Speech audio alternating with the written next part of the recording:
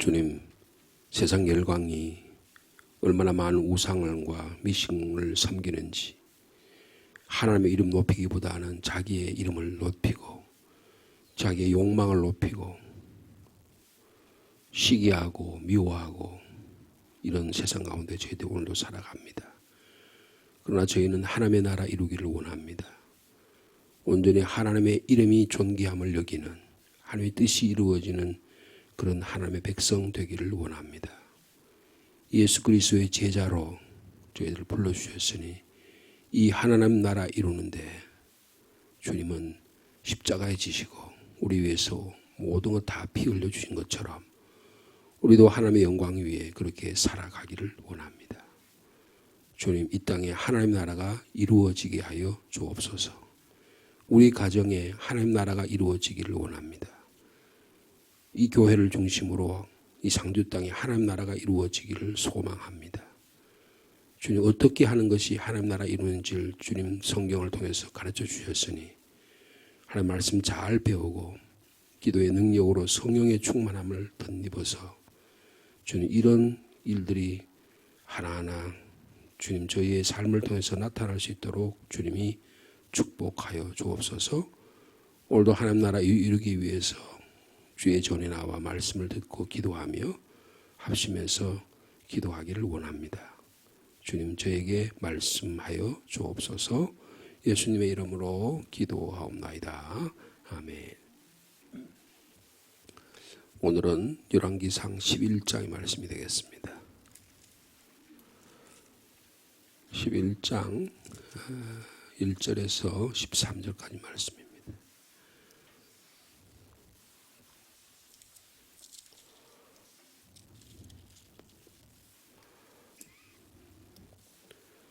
구약성경 열왕기상 11장 1절에서 13절까지 한 절씩 교독하시겠습니다. 솔로몬 왕이 바로의 딸 외에 이방의 많은 여인을 사랑하였으니 곧 모압과 암몬과 에돔과 시돈과 헷 여인이라.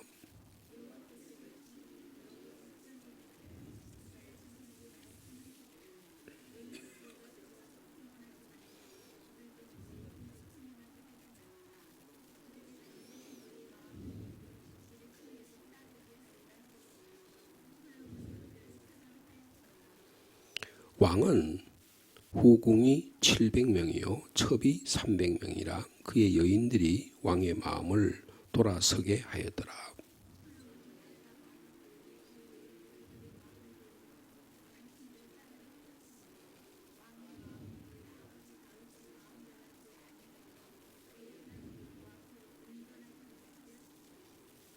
이는 시돈 사람의 여신 아스타롯을 따르고 암몬 사람의 가정한 밀곰을 따름이라.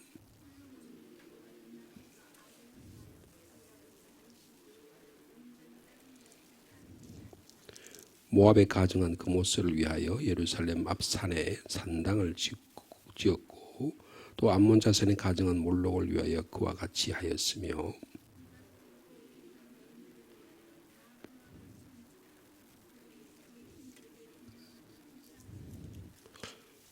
솔로몬이 마음을 돌려 이스라엘의 하나님 여호와를 떠남으로 여호와께서 그에게 진노하시니라. 여호와께서 일찍이 2번이나 그에게 나타나시고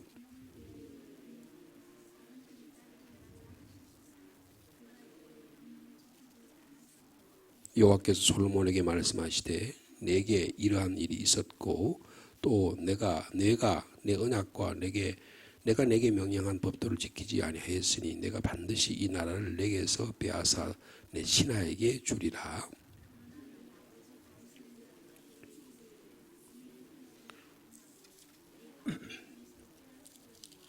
(13절) 말씀 같이 읽습니다. 오직 내가 이 나라를 다 빼앗지 아니하고 내 종 다윗과 내가 택한 예루살렘을 위하여 한 지파를 내 아들에게 주리라 하셨더라. 이제 솔로몬의 후반기 노년의 모습을 오늘 우리에게 보여주고 있습니다. 참 10장에서는 솔로몬의 놀라운 지혜, 권력 그리고 그 영향력 이런 것들이 아주 자세하게 그리고 그 모든 국가가 금으로 다 도배할 정도로 그렇게 찬란한 모습을 보았습니다. 근데 그게 20년을 가지 못했어요. 노년의 이 말년의 모습은 전혀 다릅니다. 우리 11장의 우리말에는 여기에 잘 표현이 안 되어 있지만 히브리 말에 와우라고 하는 그런 단어를 썼는데 이 와우란 말이 영어로 엔드란 말이에요. 이 말이 마가복음에는 카이, 헬라 말로 카이란 말을 쓰는데 이게 무슨 말이냐면 그리고 그러나 이런 뜻이에요. 그래서 마가복음은 카이란 말이 굉장히 많이 나와요. 근데 이제 우리말로는 번역을 생략했기 때문에 그 의미가 잘 나타나고 있지 않는데 여기에 10장 29절과 11장 1절 사이에는 와우라는 그런 단어가 들어있어요. 이게 그러나 그런 뜻이에요. 그러나. 그러니까 앞에서 놀라운 찬란한 근이 있었지만 그러나 솔로몬이 어느샌가 갑자기 사람이 바뀌었다 그런 뜻이에요.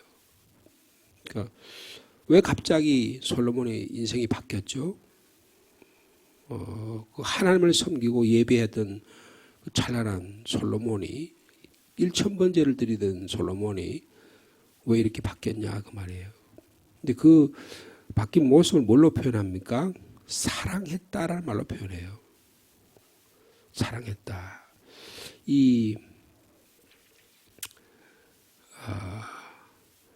그 1절에 보니까 그러나 그런 말을 여기 집어넣으면 좋다 그랬죠. 그러나 솔몬 왕이 바로의 딸 외에 이방의 많은 여인을 어떻게 했다고요? 사랑했다. 아하브라고 하는 말을 쓰는데 이거는 하나님께 써야 될 말을 세상 여인에게 쓰는 거예요. 그것도 많은 여인, 그것도 많은 여인의 이방의 많은 여인을 사랑하는 데 에너지를 사용한 겁니다. 근데 거기에 이방 여인들이 나오죠. 바로의 딸 외에 모압, 암몬, 에돔, 시돈, 헷 여인들을 사랑했다라는 것입니다. 근데 이 나라는 대부분 이스라엘과 맞대어 있는 나라들입니다. 이스라엘 국가의 남쪽, 동쪽, 또 북쪽 이렇게 잇대어 있는 나라들이에요. 근데 원래 우리가 그 내용을 보면 이 정치적인 의미로 그 국가 간의 결혼을 위해서 그래서 정치적인 결합이 이 결혼입니다. 우리가 잘 아는 대로 그 고려 왕건이요 부인 한 20명 정도 뒀어요. 근데 대부분 다 그 당시에 부족 국가 연맹체의 부족장들의 딸들이었습니다. 그래서 결혼을 해가지고 그 왕건이 그들과 결혼 정책을 통해서 강력한 왕권을 수립해요. 근데 결국은 그게 나중에 가면 고려 말이 되면 그 부족 국가 간의 공동체의 그 결속이 이제 무너지면서 고려 왕조가 무너지는 것을 이제 한국의 역사를 통해서 보면 알 수가 있는데요. 여기에 지금 이 결혼 정책을 통해서 맺어졌던 이 결혼 관계가 이제는 그런 것에서 벗어나서 이제는 여인들을 이방 여인들을 사랑하는 관계로 발전하게 된 거예요. 그러니까 국가 간의 결속과 그런 것들을 위해서 평화를 유지하기 위해서 결혼 정책을 썼는데 이제는 이방 여인들을 쫓아가는 그래서 그들이 섬기는 신에게 그 신들을 섬기는 그런 일이 일어나게 됐다. 지금 그런 이야기를 하게 되는 것입니다. 근데 하나님께서 이방 여인에 대해서 출애굽기 하신 말씀이 그게 2절에 등장하잖아요. 너희는 그들과 서로 통혼하지 말라. 그러니까 그들도 너희와 서로 통혼하지 말라. 하게 하지 말라. 그러니까 하나님을 섬기지 않는 이방 여인들과의 결혼을 금지한다는 거예요. 그렇게 되면 왜 그렇겠냐? 그들이 반드시 너희의 마음을 돌려서 그들의 신을 따르게 하기 때문이다. 그러니까 절대로 결혼하거나 결혼시키거나 자녀들을 결혼시키거나 그렇게 하지 말라.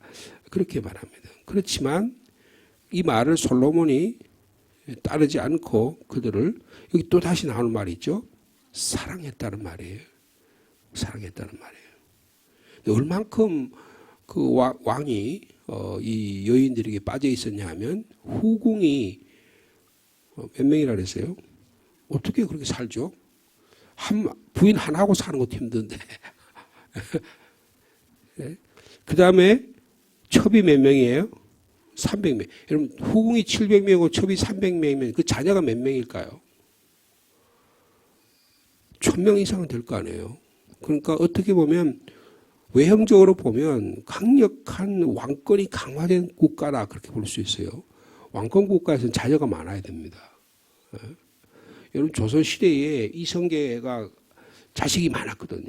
그리고 자식들 간에 뭐 왕자들의 반란이 있어가지고 그 방원이라고 하는 아들이 말이에요. 넷째 아들인가 다섯 번째 아들이 가장 똑똑해가지고 결국 형들 다 물리치고 형들도 죽이고 그리고 아버지도 쫓아내가지고 이성계도 쫓아내가지고 왕권을 잡잖아요. 그게 누구예요?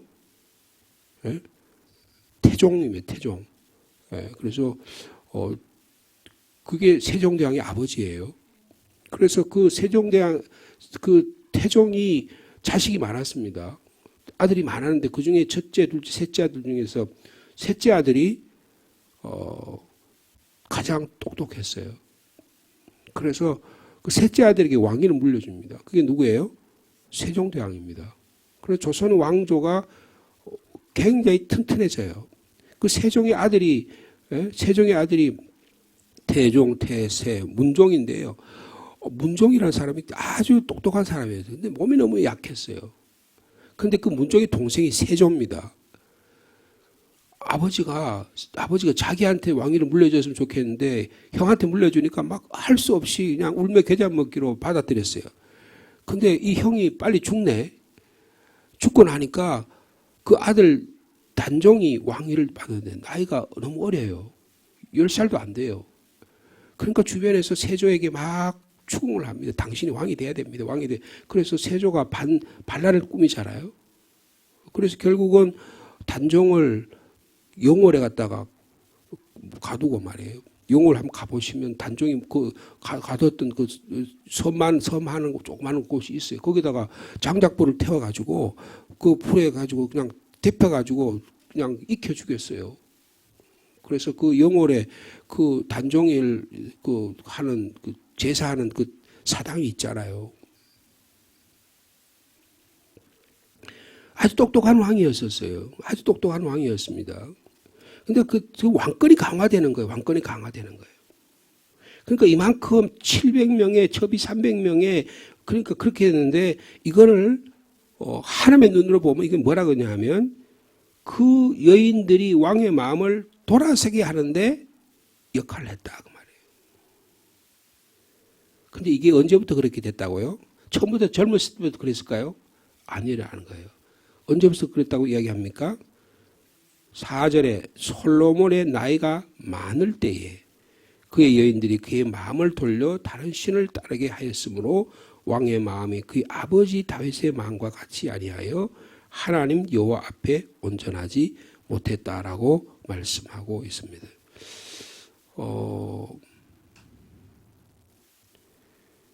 여기에 여인들을 사랑했다, 솔로몬이 그들을 사랑했다는 말을 히브리 말을 이렇게 좀 더 정확하게 번역하면 그가 사랑을 위해서 그들에게 그 여인에게 딱 붙어 있었다 그런 뜻이에요. 여자들에게 푹 빠져가지고 그들이 딱 붙어 살았다는 거예요. 솔로몬이 후기의 삶이요. 이방 여인에게 빠지게 되니까 연약한 이스라엘의 왕이 되어버렸다는 것을 말씀해 주고 있습니다. 그럼 무엇을 가까이 하느냐가 무엇에 달라붙어 있느냐가 그 사람의 인생을 결정합니다. 근데 안타깝게도 이 솔로몬 왕은 여인에게 딱 달라붙어 가지고 그것 너무 가까이 하는으로 인해서 신앙이 깊어지는 게 아니고 쾌락에 빠지는 안타까운 삶을 살게 된 것입니다. 똑같이 아버지 다윗도 실수가 많았잖아요. 바세바를 범하게 되고 하나님의 심판을 임하게 되고 살인죄를 범하고 간음죄를 범했지만 다윗은 나단의 경고에 따라서 회개하는 삶을, 철저한 회개의 삶을 살았습니다. 그런데 오늘 본문에 보면 솔로몬이 회개했다는 말이 한마디도 없어요. 회개했다는 삶이 하나도 없습니다. 여러분, 이 노년에까지 이르기까지 이 솔로몬의 마음이 점차적으로 변하게 되는데 그 원인이 뭘까? 우리가 한번 깊이 생각해 보아야 하는 것입니다. 왕비들이 왕의 마음을 서서히 조금씩 하나님으로부터 타락으로, 쾌락으로 이끌도록 했다는 거예요. 여러분, 인간이 얼마나 연약한 존재냐 하는 것을 우리가 여기서 볼 수가 있는 것입니다. 이방 여인들이 마음을 차지하게 되는 거예요. 근데 이게 중요한 거, 이방 여인이 마음을 차지한 거기에 문제가 되는 거, 이방 여인들이 섬기는 신들에 빠지게 되었다는 것입니다. 그렇죠? 4절에 솔로몬이 나이가 많을 때에 그의 여인들이 그의 마음을 돌려서 솔로몬으로 하여금 다른 신들을 따르게 했다는 것입니다. 여러분, 이게 그래서 통혼하지 말라고 하던 이유가 바로 거기 있었던 것이죠. 그래서 거기에 다른 신들이 쭉 나오죠. 여기 시돈 사람의 여신 아스타롯입니다. 여러분, 아스타롯은 두로 시돈 지역인데 여기 대표적인 이 아스타롯을 섬겼던 왕이 아합 왕이에요. 그래서 이 아스타롯은 이 다 산의 신입니다. 그러니까 물질 풍요를 가져다 주는 신이라고 생각한 거예요. 여러분, 기독교가 샤머니즘화가 되면 이런 신에 빠지기 쉬워요. 아스타롯 신에 빠지기 쉽습니다. 그러니까 이게 단순히 솔로몬이 아스타롯에 빠졌다 이런 뜻이 아니고 삶이 말이에요. 물질 중심으로 갔다 그 말이에요. 배교 중심으로 갔다 그 말이에요. 돈밖에 모르게 되는 그런 쪽으로 갔다는 거예요. 교육이 최고다. 무역이 최고다. 이익을 창출해서 국가가 경제적으로 튼튼하면 최고다. 여기에 솔로몬이 모든 에너지를 다 쏟았다는 거예요. 그러니까 아스타롯을 섬겨서라도 두로와 시돈이 섬기는 아스타롯을 섬겨서라도 물질과 교육만 잘 되면 문제 없다고 말이에요. 여러분, 우리가 하나님을 그렇게 왜곡해서 섬기지 않습니까? 바로 그런 의미를 얘기하는 거예요. 그 다음에 또 누구를 따라 그랬습니까? 암몬 사람의 밀곰, 그 다음에 모압, 그모스, 몰록 이런 신을 섬겨요. 이 사람들은 주로 요단강 동편에 있는 신들입니다. 모압, 암몬. 이 사람들은 자식을 제물로 바쳐가지고 신들의 마음을 살려고 하는 것입니다. 그러니까 이 여인들을 통해서 솔로몬이 하나님을 섬기지 않는 신들, 나 외에 다른 신들을 내게 두지 말라고 하는 제1계명을 철저하게 어기는 이런 솔로몬의 비신앙, 불순종의 모습이 여기에 나타나고 있습니다. 이게요, 그 모습을 구체적으로 어떻게 표현하면 7절에 보니까 모압에 가정한 그 모습을 예루살렘 앞산, 여러분 예루살렘 앞산의 일이 뭘까요? 감람산입니다. 예수님께서 기도하시던 곳이에요. 근데 거기다 뭘 지었다고요? 산당을 지었다는 거예요. 여러 산당을 다 지었습니다. 아스타롯을 위해서, 그모스를 위해서, 몰록을 위해서, 예? 거기다가 산당을 지었다는 거예요. 예루살렘 앞서, 근데 이게 성경에 보면요, 요시아 왕 때까지 300년 동안, 솔로몬으로부터 300년 동안 그 앞산에 여러분 이 제단이 있는 거예요. 그러니까 우리가 이 왕산에다가 아니면 남산에다가 곳곳에 신들을 위한 산당을 다 세워놨다는 거예요. 그러니까 하나님의 분노를 살 수밖에 없어요. 자, 9절 말씀이 하나님의 진도가 나타나는 모습입니다. 9절 말씀 같이 읽을까요? 솔로몬이 마음을 돌려 이스라엘 하나님 여호와를 떠나므로 여호와께서 그에게 진노하시니라. 여호와께서 일찍이 2번이나 그에게 나타나시고 이 일에 대하여 명령하사 다른 신을 따르지 말라 하셨으나 그가 여호와의 명령을 지키지 않았으므로 여호와께서 솔로몬에게 말씀하시되, 계속 읽겠습니다. 내게 이러한 일이 있었고 또 내가 내 언약과 내가 내게 명령한 법도를 지키지 아니하였으니 내가 반드시 이 나라를 내게서 빼앗아 내 신하에게 주리라. 여러분, 이 신하가 누구죠? 여로보암입니다. 이제 곧 26절 이하에 보면 여로보암이 반란을 일으키는 내용이 그리고 아히야라고 하는 선자가 자기 옷을 찢어서 10개를 이 여로보암에게 주는 그 예언하는 내용이 거기에 등장하고 있습니다. 하나님이 개입하기 시작하신 거예요. 우상 숭배에 빠진 이유가 뭡니까? 솔로몬의 마음이 하나님을 떠났기 때문이라는 거예요. 여러분, 그러면 솔로몬이 제사를 드렸을까요? 안 드렸을까요? 하나님께. 여전히 제사는 드렸습니다.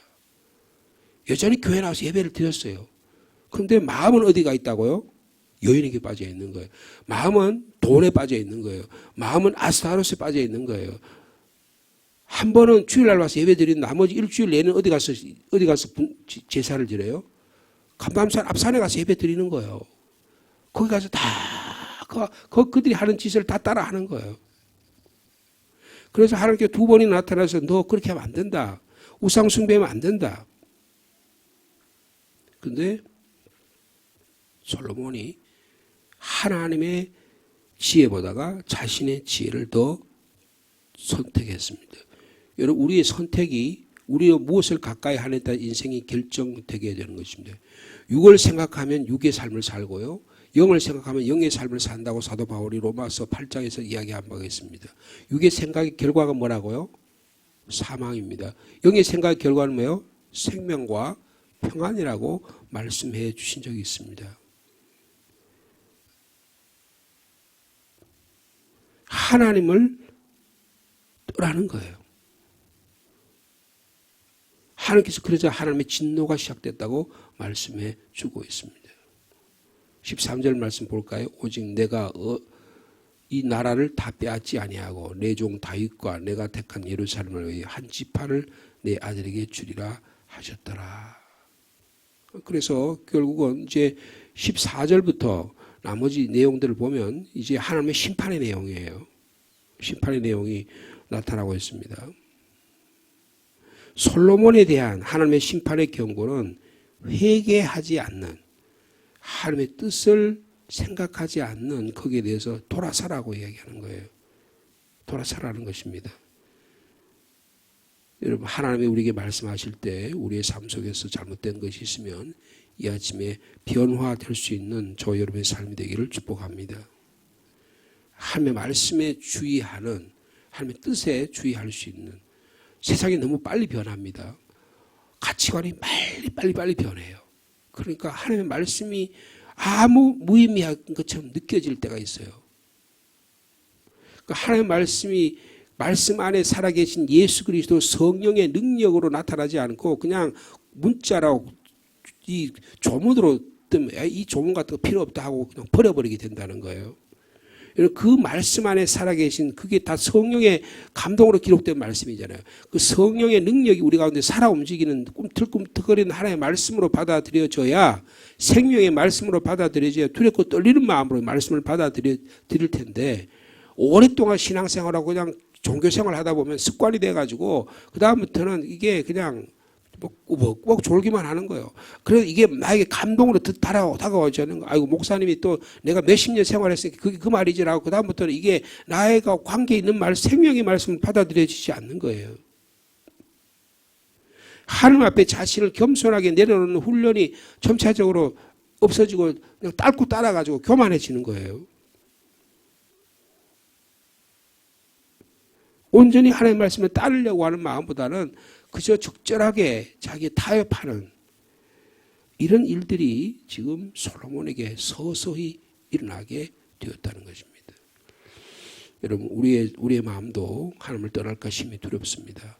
예배드리고 신앙생활을 하는 것 같지만 우리의 마음이 노년의 삶을 살수록 신앙의 경륜이 깊어질수록 더 주님과 가까이 갈 수 있는, 주님을 두려워하고 하는 말씀을 주의를 기울일 수 있는 오늘 하루의 삶이 되기를 축복합니다. 하나님 아버지, 참으로 솔로몬은 위대한 왕이었고 지혜의 왕이었고 하나님이 예배하는 삶을 사는 그에게 축복을 받은 참으로 복된 왕이었는데 어느새 그의 마음이 하나님을 떠나기 시작했습니다. 이방 여인들의 마음이 뺏겨서 그들에게 딱 달라붙어서 그들의 쾌락에 빠져서 그들이 섬기는 신을 섬기는, 그래서 예루살렘 건너편에다가 감람산에다가 그 이후에 예수님이 눈물 흘리고 기도했던 그곳에다가 각종 사당을 지어놓고 여인들과 함께 거기 예배하러 가는 그런 참으로 안타까운 모습을 오늘 저희들이 보았습니다. 우리가 하나님을 섬긴다고 하면서 동시에 이방의 여러 신들을 섬기는 저희들이 아닐까 심히 두렵습니다. 이스라엘 민족이 이 타락의 길을 걸어갑니다. 너희가 어느 때까지 머뭇 하려느냐. 하나님이 진정 하나님을 섬기고 아스타롯의 신이면 그를 섬기라고 그 이후에 엘리야를 통해서 말씀하신 주님, 우리에게 이 둘 다 섬기면 세상 것도 섬기고 하나님도 섬기면 모든 축복 다 받을 것처럼 생각해서 우리의 신앙이 변질될까 심히 두렵습니다. 주님, 하나님의 말씀에 주의하는 저희 삶이 되게 도와주시고 하나님 앞에 겸손하게 우리 자신의 잘못을 회개하고 우리의 삶을 바꾸어 나가는 지혜로운 저희들이 되게 하여 주옵소서. 주님, 여기는 용기가 필요하고 결단이 필요합니다. 우리 삶 속에 이런 삶이 이 가을에 하나하나 맺어질 수 있도록 주께서 축복하여 주옵소서. 주님을 온전히 따르기를 원합니다. 나 외에는 다른 신을 내게 두지 말라고 하신 하나님의 말씀을 저희 마음속에 깊이 새기게 도와주시고 우리 삶 속에 하나님 이외에 다른 무엇이 우리의 삶을 방해하는 것들을 단연코 이 아침에 끌어버릴 수 있는 믿음의 결단이 있도록 주께서 축복하여 주옵소서. 아브라함에게서는 본토 친척 아버지의 집이 그가 끌어버려야 할 것이었습니다. 우리에게는 무엇입니까? 물질입니까? 자식입니까? 건강입니까? 자존심입니까? 신앙의 경륜입니까? 교단과 교파라고 하는 그 높은 장벽입니까? 주님, 이것은 결코 우리가 하나님과의 관계를 대체할 수 없는 것들입니다. 주님, 우리 가족의 끈끈한 정입니까? 이것도 주님의 신앙을 바꿀 수 없는 것들입니다. 주님, 우리에게 하나님을 섬기는 일에 방해되는 것들, 주님, 우리가 지혜를 통해서 말씀을 통해서 깨닫게 도와주시고 서서히 우리의 삶 속에 찾아와서 딱 달라붙어가지고 우리의 삶을 빨아먹는, 우리의 삶을 주님보다 떨어뜨리려고 하는 이런 악한 영적 대적들 사탄으로부터 우리를 지키시고 보호하여 주옵소서. 세월이 가고 신앙이 갈수록 더 주님 사랑하는 성도를 깊이 섬기고 봉사할 수 있는 저희 삶이 될 수 있도록, 주의 몸된 교회 될 수 있도록, 우리 주님 이 땅에 오셔서 살아갔던 그 모습 그대로 십자가의 마음으로 살아갈 수 있도록 주께서 축복하여 주옵소서. 이 시간에도 기도의 자리로 나왔습니다. 이 가을에 추수의 계절입니다. 추수가 시작됩니다. 추수하는 모든 농부의 마음을 주님 주시고 주님 저에게 신앙의 결실도 알알이 맺어질 수 있도록 주께서 축복하여 주시옵소서. 우리 사랑하는 자녀들을 위해 기도합니다. 주님, 세상의 문화가 너무 빠르고 세상의 물질주의에 빠져서 성공주의에 빠져서 주님 우리 자녀들이 세상에 빠져다가 주님을 모를까, 주님을 떠날까 심히 두렵습니다. 주여 저희를 불쌍히 여겨 주옵소서. 주님, 노예의 삶을 사는 우리 부모님들을 축복해 주시고 더 하나님 나라를 사모하는, 더 하나님 나라의 신실한 주의 백성으로 자녀를 위해 기도하고 주의 종들을 위해 기도하고 나라와 민족을 위해 기도하며 이 상주 땅을 위해 기도할 수 있도록 인도하여 주옵소서. 주님, 정치, 경제, 사회, 문화적으로 혼란한 가운데 있사오니 주님 올바른 지도자를 세우게 도와주시고 저 북한도 주님 악의 정권으로부터 주님 그들의 북한에 있는 주민들을 구원해 주시기를 원합니다. 복음이 그 땅에도 전달될 수 있도록 인도하여 주시옵소서. 우리 교회가 감당해야 될 긴 일들, 살릴 일들, 서로 교제하고 배우고 익히는 일들, 성령의 공동체가 될 수 있도록 주께서 역사하여 주옵소서. 예수님의 이름으로 기도하옵나이다. 아멘.